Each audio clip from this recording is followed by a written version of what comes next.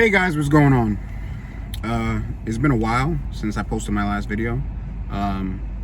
Probably going back to last February, but I think things have kind of started to get flowing a little bit better, so I could start posting videos again. While everything was going on, I just wasn't in the mood. I didn't really see a reason to, and I saw a lot of people just posting nonsense videos because they just needed something to post, and I'm not really that type of person. So I feel like now, with things starting with things opening up already everywhere, you know, as long as they're safe, we can kind of get back into everything that we were doing before. So like I said, this is going to be my first video since probably like February. So let's get right into it. So one of the things that we're going to talk about today is BimmerCoding. The other thing is going to be my smart mirror, but let's start off with the BimmerCode first. With the BimmerCode, we're going to pull up a lot of things that your car may or may not have. More than likely, when BimmerCode reads your VIN number, you know, it'll pull up pretty much 90% of the stuff or more that your car has that you can code. So if you have an older BMW, a newer BMW, a Toyota Supra, or even a, I believe they can use the Mini Coopers, since they're under BMW. If you have any one of those vehicles, you should be able to BimmerCode your car, at least with some options. Maybe not everything, but some. And you could have some fun with it, customize your car how you want it, because it is your car, not the dealership's. And, you know, see what you like and see what you don't like. You can do and undo things. So I'm going to show you a lot of the features that I showed you guys in the beginning of the video, with the mirrors folding in, the windows rolling up, the windows rolling down, the sunroof opening, the sunroof closing, all of that stuff. And you can pick and choose what you like, what you don't like, what you want to use, what you don't want to use. I personally love it, especially the mirror thing, because when it's really hot and you need to air out your car real quick, windows roll down, car is aired out, you can get in, and it's not like stepping into a sauna.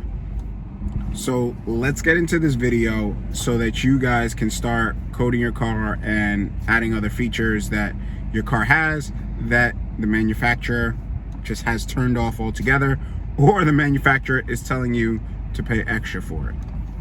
So the one I got is VPEAK or VPEC, whatever you want to call it. VPEAK, I think it is. That's how I would pronounce it.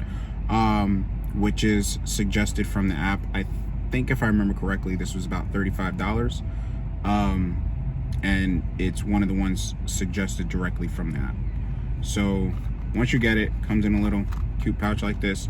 You can leave this plugged into your car, or you can unplug it, put it right back in the pouch, and just keep it in your car. You unzip the pouch, and bang, this is what makes the magic. So once you got this, you plug it into your OBD II port. See? Bang, bang, bang, bang, bang. Right there. Right in here. And make sure your Bluetooth is on. And we're going to connect it, but not how you would think. So the connections are actually different for Android and iPhone users. If you have an Android, you connect it the regular way to your Bluetooth on your phone, and then go to the BimmerCode app and open the app and connect and go about your business. If you have an iPhone like I do,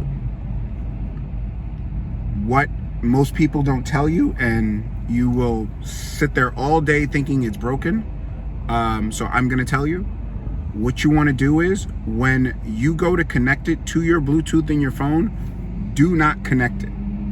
What you want to do is open your Bluetooth settings, make sure that it sees the device don't connect it. Just make sure that it sees the device. Close your settings, go into the app, and press connect in the app. That's the only way for us iPhone users for it to connect to our phone. It has to connect to the app, not the phone, for iPhone users.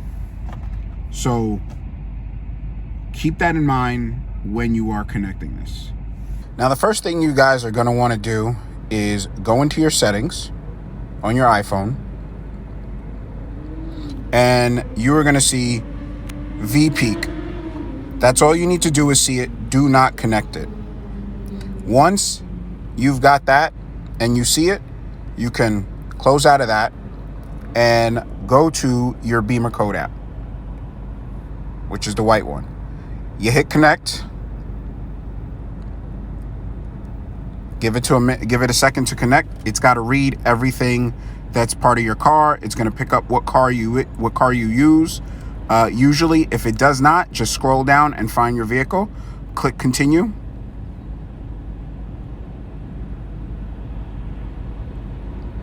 It's going to read your VIN number and all of the features so that it knows what it can and cannot give you.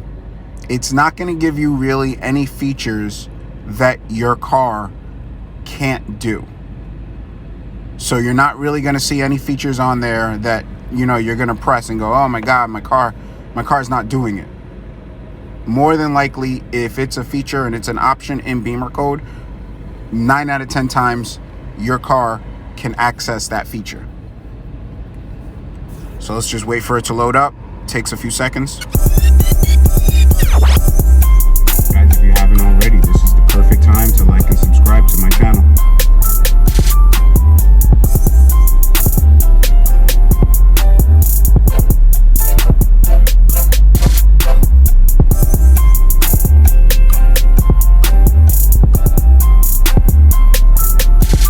And while we're waiting for this to load, make sure before you start coding your car to put your phone in do not disturb or airplane mode. Because if your phone gets interrupted while you're coding your car, it can do serious damage to your car, and you may have to end up getting your car towed to BMW to completely reflash your car to stock. So now we are in the system.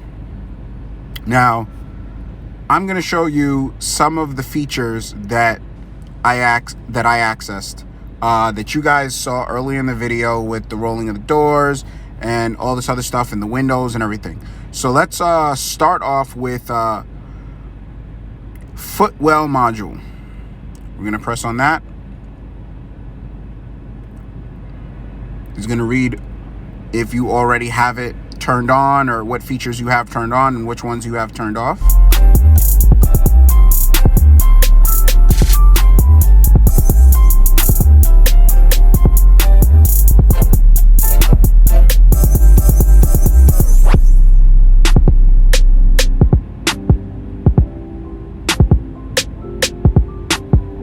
And here we go.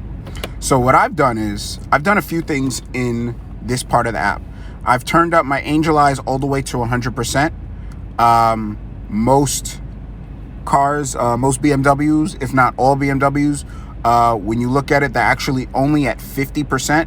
In this, you can turn them up to 100%. You just press on that, bang, 100%, and even different volts. You pick the one you want, and that's that. You press back, and this code button, when you change anything, will turn blue.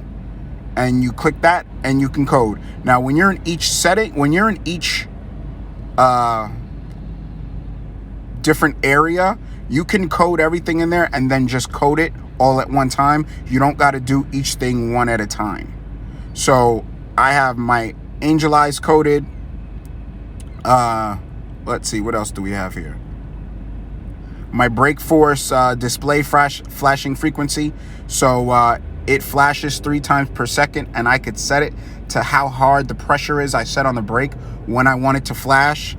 You can control your daytime running lights, the brightness of your daytime running lights. And just like scroll down, and this is just going to give you everything that you guys just saw me doing. For example, the mirrors, you can fold and unfold. You can even control the speed that you want the mirrors to fold and unfold.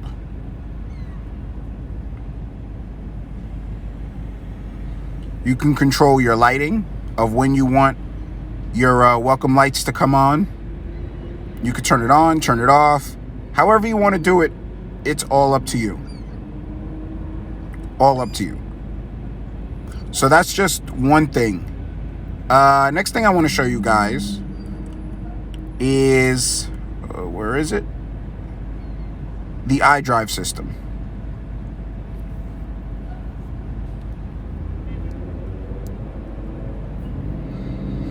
So we're going to wait for this to load. Give it a couple seconds.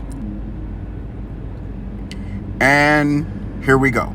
You can set your maximum audio volume at startup. Mine is, I think it's defaulted to 25%. I haven't changed it, and I probably won't.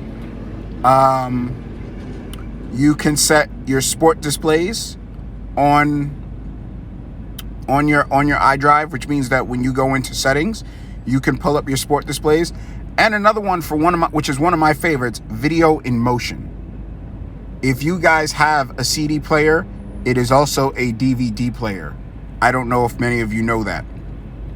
And once you put your car in drive, the picture automatically goes away. Now the sound might play, but the picture goes away. You can turn that feature off. Now for a person like me that takes a lot of trips and long drives, sometimes I just want to have a movie playing, whether it's for me or even if it's for one of my passengers, just to keep them occupied. Sometimes it keeps them awake, so your passengers are not falling asleep on you. And you can play a video on, well, I drive a 6 Series, so I have a 10-inch screen. So I could play a video on, I could play a DVD on my 10-inch screen. So I keep DVDs in the car, just pretty good ones, just to keep myself or somebody else occupied. So these are the things that I've started coding. Or I actually have coded.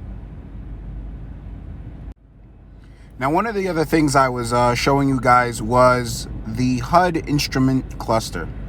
That I showed you visually on the HUD screen. And one of the things that I was showing you guys was my active music list, which pops up directly on the HUD. My turn signals, which pop up directly on the HUD. And when you play with and activate the HUD, you can also activate your your navigation system, and all that stuff pops up on the HUD. Your digital speed, all those things are actually automatic on the HUD. Your digital speed and your navigation system will automatically show up on the HUD regardless. That's a feature you can't add, you can't remove. It is just there if you do happen to have a heads-up display in your BMW. If you don't, this option shouldn't show up for you. If it does, you're not going to be able to do anything with it. But I don't suspect it would really even show up for you. But if it does, this is where you want to go to the instrument cluster to kind of personalize how you want your heads-up display to look and what you want it to show you. Now, I don't have everything as active because I just didn't want the heads-up display to be so crowded with so many things, because I mean, in all reality, it's only about 5 to 6 inches wide, so it's a lot if you put more things on there. So that was BimmerCoding in a nutshell. If you guys tune in next week, I'm going to upload a part 2 to the video that you guys just watched. That's going to be showing everything from backups, and we may even start to talk a little bit about the master coding, which they generally tell everybody not to touch unless you are completely experienced. One thing that I've learned from watching it before or looking at it before was that a lot of the stuff is not even in English. So we're going to have to figure that out. But yeah, definitely stay tuned next week, guys, for part 2 of this video, which, like I said, we're going to talk about your backups and saving your backups and reverting everything backwards and undoing stuff that you did if you don't like it or if you just want to revert back. All right. But until then, if you like this video and you want to see more, let me know in the comments. But don't forget to like and subscribe, and we will keep these videos coming and just more fun stuff.